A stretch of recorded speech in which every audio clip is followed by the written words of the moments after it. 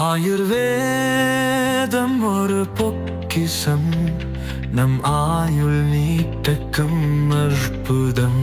Doctor Srivarma's.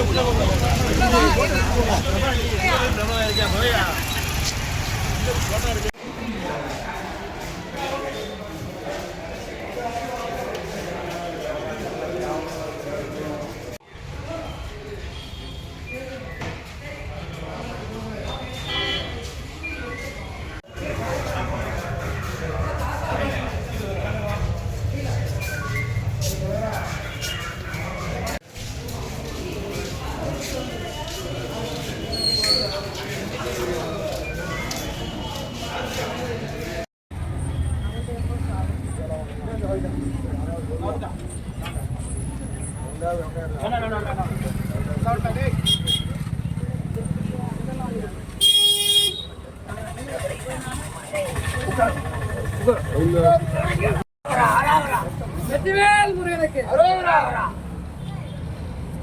Vetrivel முருகனுக்கு, வெற்றிவேல் முருகனுக்கு, வெற்றிவேல் முருகனுக்கு, வெற்றிவேல் முருகனுக்கு. வாங்க வாங்கண்ணா,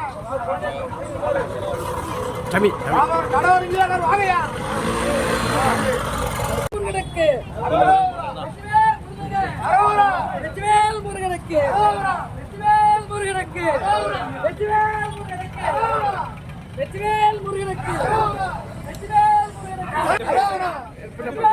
முருகனுக்கு, எப்படி போங்க, எப்படி போங்க, வெற்றிவேல் எங்க வண்டி அப்படி போடு, வெற்றிவேல் வரவரா போடியா போடியா.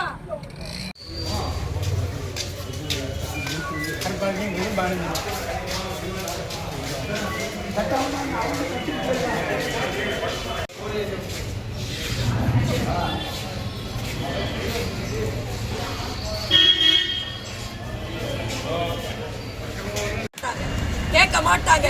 அங்க இவங்க மார்க்கெட் உள்ள வியாபாரிகள்லாம் மாநகராட்சி அதிகாரிகளை போய் பார்த்தாங்க.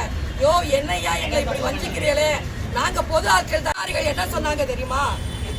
யோ விஷயம் தெரியாம பேசாதேயா, பாளையங்கோட்டை திமுக கோட்டை, நெல்லை எங்களுக்கு தொல்லை, செய்ய மாட்டோம், உங்களால ஆனத பாருன்னு சொன்னாங்க. ஆனால பாடுபடுறாங்க. கிரவுண்ட் ஃப்ளோர்ல ஒரு கடை வச்சிருக்காங்க. 75 கடையில 39 கடை ஏலம் எடுத்தாங்க.